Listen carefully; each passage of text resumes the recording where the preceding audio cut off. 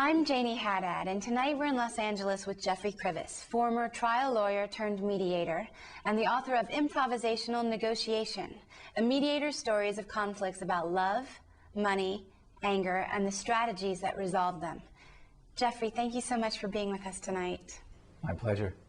You went from being a lawyer to being a mediator. Can you tell us a little bit about that career change? As a lawyer, I did a lot of trial work. I found it to be a little slow. But what I found that I was good at was deal making. And when I would get to court or on the way there, I would help negotiate the settlement. And through that process, I was enlightened to the fact that maybe there's an opportunity to act as a negotiator. The stories in the book are organized into three major categories. Do you see these three categories as the major issues mediators face today? Well, I tried to simplify the book into these three categories. One is what you do when you have a competitive negotiation, which is really all about money, and how to wind your way around the impediments that prevent people from making deals. So we've got that competitive section. Then we have a second category. How do you deal with creative solutions? How do you deal with the emotions that get in the way such that you can't come up with different solutions for people? So it's a creativity chapter. And then the third category would be, how do you deal with the anger that people usually have when they're negotiating something that's near and dear to them? You use case studies in your book. Are these case studies that you've worked on? Most of the cases are actual, real-life cases that I've done. About 5 or 6 of them were given to me by either students, colleagues, or friends that I thought were just so tremendous I had to include them in the book. The book started with about 90 studies, but we narrowed it to 30. And made each case study more like a fable with actual dialogue that occurred in the negotiation so that people could see those turning points that caused a shift in the position of the disputants.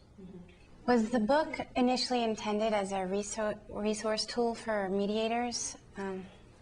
Would you find it useful to a general audience as well? The context of the book is negotiation.